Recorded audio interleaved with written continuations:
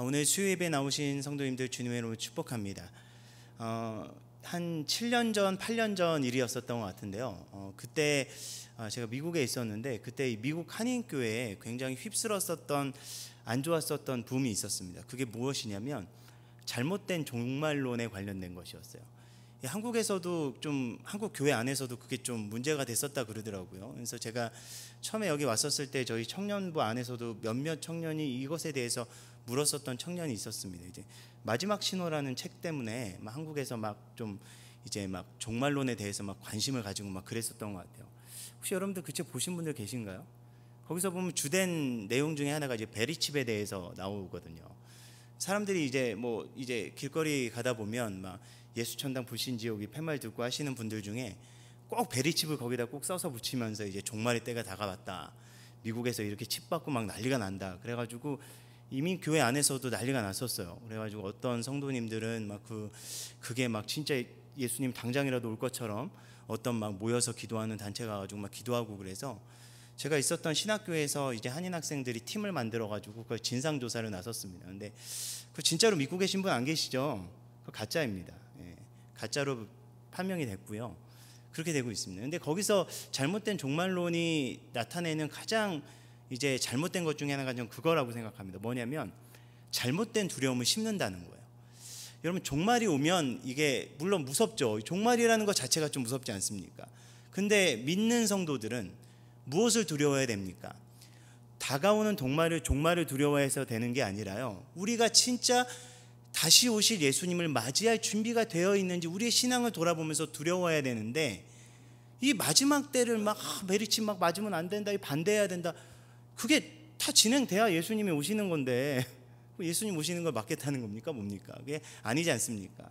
잘못된 두려움은 진짜 중요한 본질을 잊어버리게 합니다. 여러분 저는 오늘 본문 말씀에 나와 있는 이 장면도요.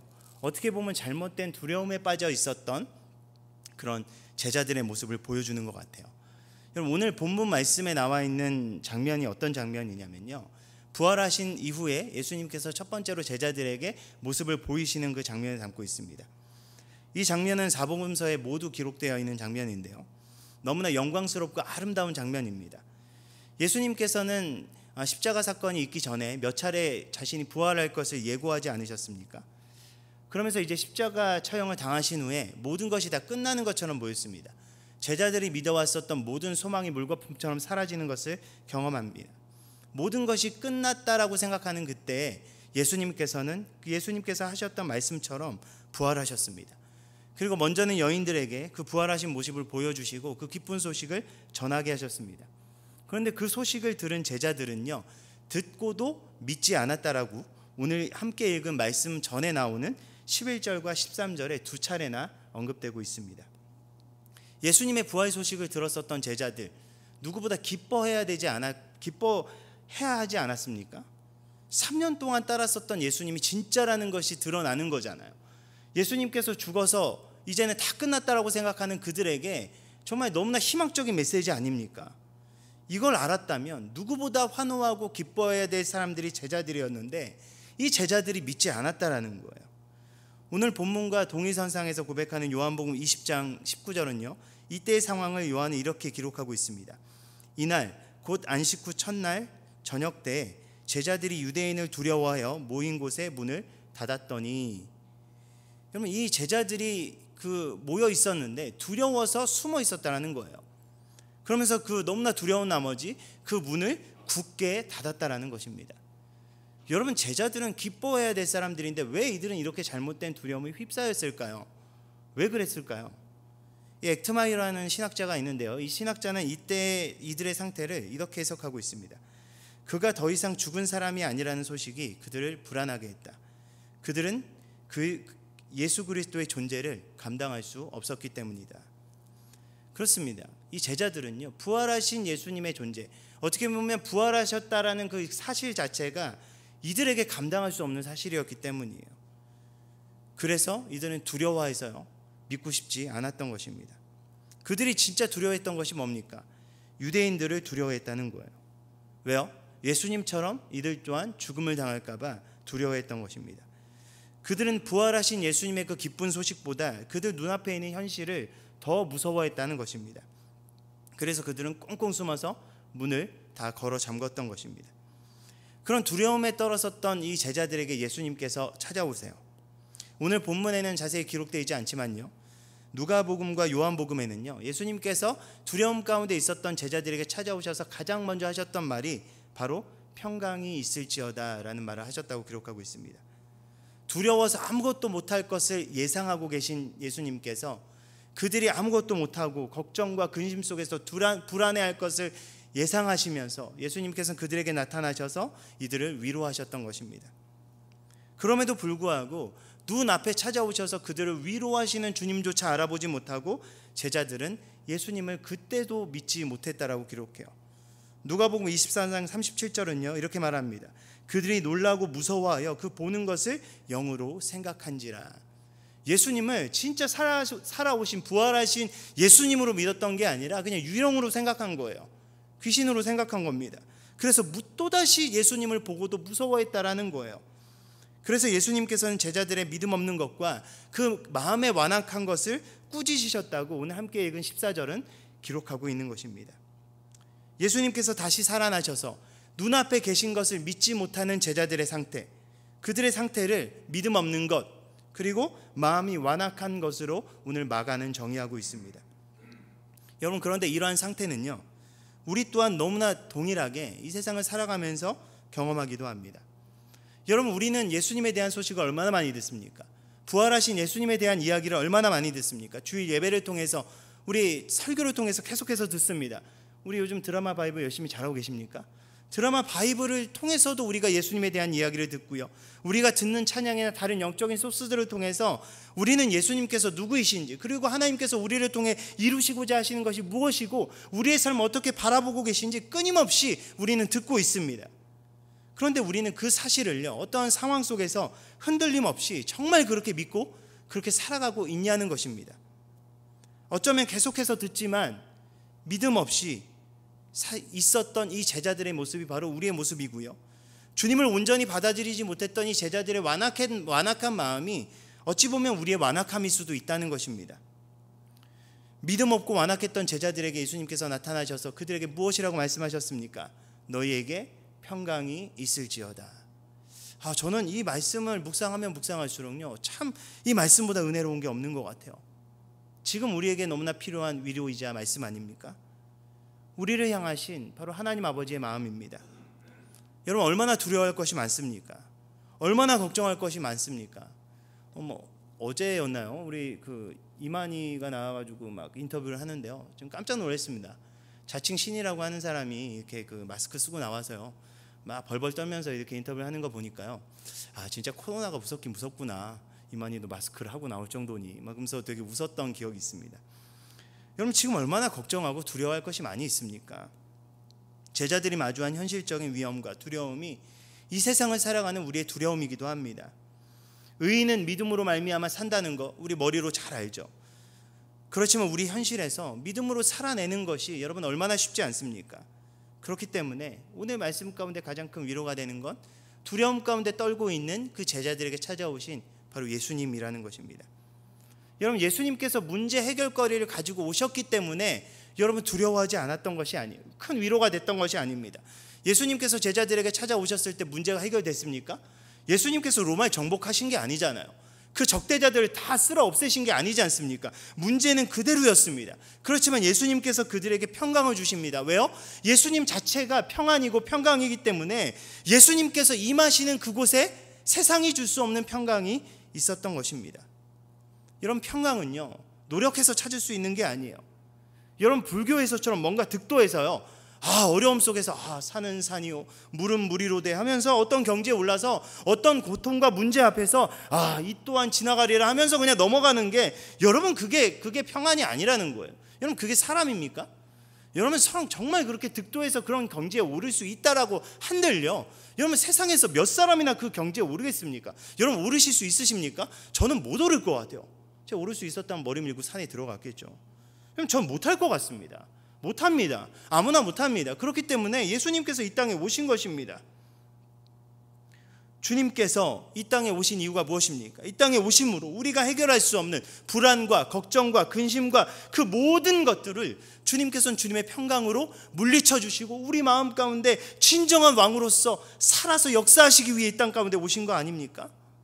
주님께서 임하실 때 주님의 평안이 우리는 우리의 생각과 우리의 마음을 지배하는 삶을 살아갈 수 있는 것입니다. 그렇기 때문에 끊임없이 성경은요, 두려워하지 말라라고 고백하고 있는 것입니다. 하나님께서 우리를 위로하고 격려하시는 것입니다. 그렇기 때문에 우리는 하나님의 아들이신 예수 그리스도를 우리 마음 가운데 모심으로 세상에서 어쩔 수 없이 마주할 수 있는 그 두려움을 넘어설 수 있어야 합니다. 이러한 주님의 평강을 충만히 경험했던 제자들과 초대교회를 보십시오. 그 혹독한 핍박과 어려운 환경 속에서도 그들은 그것을 뛰어넘는 믿음을 가지지 않았습니까? 그들의 인간적인 힘이나 노력과 의지가 아니었습니다. 바로 그들이 예수를 온전히 믿고 주님과 함께하자 그것이 가능했던 것입니다. 여러분, 지금 우리가 무엇으로 평안을 얻을 수 있겠습니까? 집에 마스크가 산더미처럼 쌓여있으면 평안을 얻을 수 있을까요? 사회적 거리두기 운동 지금 하고 있지만 우리가 그렇게 은둔해서 계속해서 얼마만큼 살아갈 수 있겠습니까? 여러분, 일시적인 것입니다. 진정으로 우리가 평안과 그 기쁨을 누릴 수 있는 것은 우리 안에 주님께서 오셔야 합니다. 우리 안에 주님을 맞이함으로 다시 한 번 더 세상이 줄 수 없는 그 평안을 온전히 누리면서 나아갈 수 있는 우리 모두가 되길 축복합니다. 여러분, 예수님께서 제자들에게 오십니다. 그런데 예수님께서 오신 건요, 그들에게 단순하게 평안을 주시기 위해서 오신 것이 아니라는 겁니다. 예수님께서 임하실 때 평안은 따라오시는 것입니다. 그렇기 때문에 예수님께서 주시는 것은요, 평안이 아닙니다. 예수님께서 제자들에게 주셨던 것은 따로 있었습니다. 그게 뭐냐? 왜냐하면 그것을 주시기 위해서 어찌 보면 예수님께서 평안을 허락하신 것입니다. 예수님께서 주셨던 것이 무엇입니까? 바로 사명입니다. 우리 15절부터 16절 말씀을 다시 한 번 더 보면요, 제가 읽겠습니다. 또 이르시되 너희는 온 천하에 다니며 만민에게 복음을 전파하라. 믿고 세례를 받는 사람은 구원을 받을 것이요 믿지 않는 사람은 정죄를 받으리라. 예수님께서는 믿음 없고 완악했었던 우리 제자들에게 사명을 주십니다. 어떤 사명이요? 바로 복음을 전파하라는 것입니다. 주님께서는 복음을 전파하라고 명령하십니다. 여러분, 이건 권고나 이건 부탁이 아닙니다. 강력하게 명령하시는 것입니다. 여러분, 지금 이들이 복음을 전할 상태입니까? 그것과 상관없이 예수님께서 명령하시는 거예요. 여러분, 이들의 자질과 이들의 자격 그리고 모든 환경은요, 누구보다 주님께서 잘 아십니다. 이들이 연약한 것도 아시고요, 이들이 복음을 전할 수 없는 환경이라는 것도 누구보다 주님께서 아십니다. 그럼에도 불구하고 이들에게 전파하라고 명령하고 계신 겁니다. 여러분, 어떤 분들은요, 우리가 성도로서 하나님을 예배하는 것이 그리고 예수님을 알아가는 것이 우리에게 맡겨진 사명이 아니냐라고 이야기하시는 분이 계십니다. 여러분, 주님을 알아가고 주님을 예배하는 것 너무나 중요하죠. 그렇지만 여러분, 저는 그것은 사명이 아니라고 생각합니다. 그것은 성도의 기본입니다. 주님을 알아가고 그 안에서 교제를 누리며 성장하는 것은요, 우리가 하나님을 하나님으로 믿고 창조주로 믿고 우리와 함께 하시는 왕 되신 하나님, 주인 되신 하나님으로 믿는다면요, 그분과의 관계 안에 거하는 것은 여러분 기본 중에 기본입니다. 여러분, 그 주님을 알아갈 때 우리는 무엇을 느낍니까? 하나님 아버지의 마음을 느끼는 것입니다. 우리가 하나님을 예배할수록, 우리가 하나님을 알아갈수록 우리는 하나님 아버지의 마음을 얻게 됩니다. 그분께서 무엇을 가치 있게 여기시는지, 그분께서 무엇을 귀하게 여기시는지, 정말 예수님께서, 하나님께서 우리의 삶을 통해 이루시고자 하시는 것이 무엇인지 우리는 그것을 깨달아 알게 되는 것입니다. 정말 하나님께서 우리의 삶을 통해, 우리 교회를 통해 이루시고자 하는 것이 무엇입니까? 이 세상 가운데 죽어가고 있는 영혼들, 잃어버린 그 영혼들을 한 명이라도 더 주님 앞에 데리고 나와서 그들을 구원하게 하는 그 놀라운 하나님의 역사를 하나님께서 원하시는 것 아니겠습니까? 여러분, 그것이 우리에게 주신 사명이라는 것입니다. 그것이 복음 전파입니다. 여러분, 우리는 우리만 주님을 알아가서는 안 됩니다. 여러분, 우리만 주님을 예배해서는 안 됩니다. 우리만 평강이 되시는 그 예수님을 만나서는 안 된다는 것입니다. 왜냐하면 예수님께서 그 제자들에게 주신 그 명령이 동일하게 우리에게 주시는 명령이기 때문입니다. 그 사명 위에 바로 교회와 성도가 있다는 것입니다. 예수님의 사랑을 알고 그 안에 거하는 자들이라면 누구에게나 동일하게 하나님께서 주시는 부르심인 것입니다. 허든슨 테일러, 우리가 너무나 잘 알죠. 그분께서는 이렇게 얘기했어요.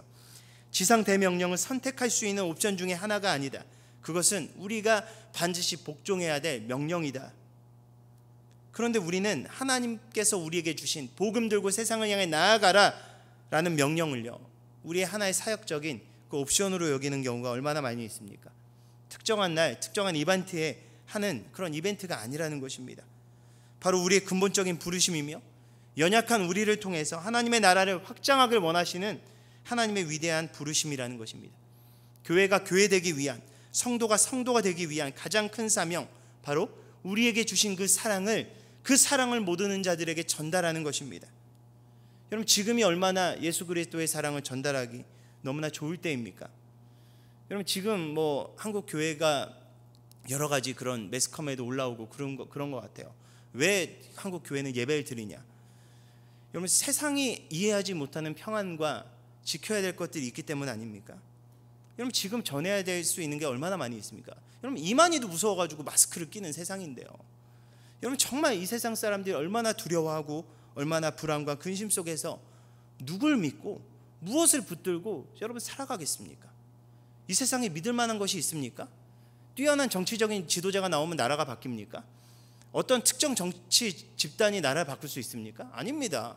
언제부터 우리나라가 그렇게 정치적인 지도자의 영향을 받고 나라의 정당의 영향을 받고 그렇게 서나갔습니까? 이 나라가 이렇게 설 수 있었던 건 전적인 하나님의 은혜고 하나님의 함께하심이었습니다. 교회가 교회다워질 때, 성도가 성도다워질 때 하나님께서 우리에게 베풀어 주신 긍휼과 은혜였던 것입니다. 여러분, 지금 이 시대 정말 불안에 떨고 있는 사람들에게 예수 그리스도를 증거할 수 있는 얼마나 좋은 기회입니까? 여러분, 그들에게 우리 다가갈 수 있어야 됩니다. 여러분, 집안에 마스크가 남는 여유분이 있다면 주변에 마스크 없는 사람들에게 좀 전달해 주십시오. 여러분, 그것들을 전달하면서 정말 우리의 위로 되시며 함께 하시는 그 하나님을 증거할 수 있는 좋은 기회가 아닙니까? 그들을 위해 기도하고 그들을 위해 세워가며 이 세상 그 누구도 줄 수 없는 평안과 기쁨이 어디서부터 오는지 그것을 증명할 때가 저는 지금 이 시대라고 생각합니다. 여러분, 제자들은 연약했습니다. 여러분, 제자들은 두려워했습니다. 제자들은 부족했습니다.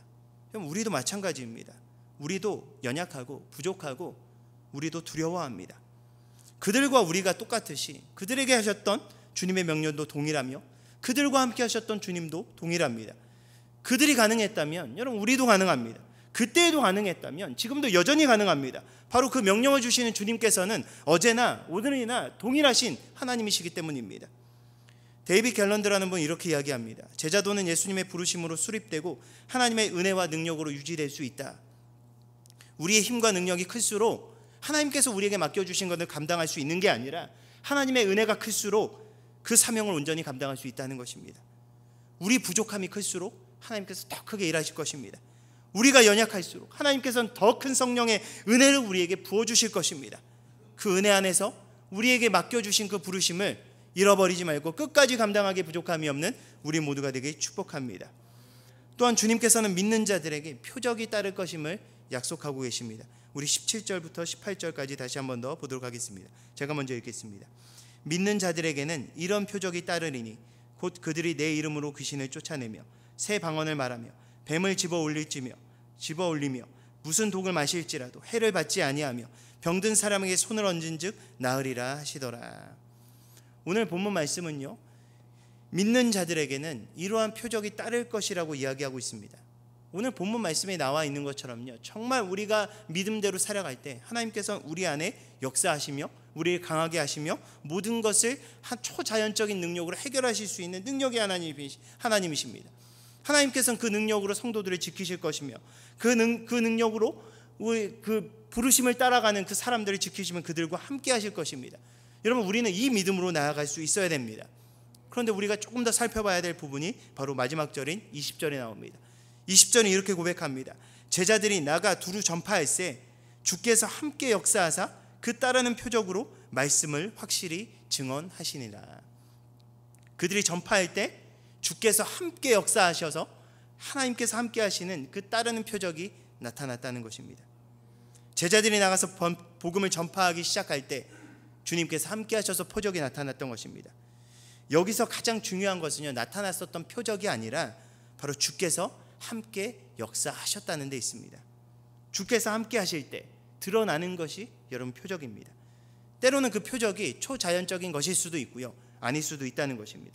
중요한 것은 평안 대신, 진정한 평강 대신 예수님께서 그 믿음 없고 완악한 제자들 가운데 함께 하셔서 그들이 일어나 담대한 복음의 사명을 감당할 수 있도록 그들에게 함께 하시고 그들에게 능력을 주셨다라는 데 있다는 것입니다. 여러분, 이 본문을 잘못 해석해서요, 나가가지고 뭐 귀신 들린 사람하고 맞짱 들어서 싸우고 뭐 독사 들고요, 뭐 독 막 마시고, 이게 진짜 하나님의 말씀이 맞는지 안 맞는지 시험해 보라고 하는 게 아니에요. 여러분, 그렇게 이렇게 무모하게 나아가는 사람들 있잖아요. 어떤 사람들 보면 뭐 보니까 막 동물원에 들어가가지고요, 왜 그렇게 했는지 모르겠는데요, 성경책 들고 사자 우리 들어가가지고 사자에게 복음을 전했대요. 그럼 어떻게 됐겠습니까? 사자한테 물렸죠.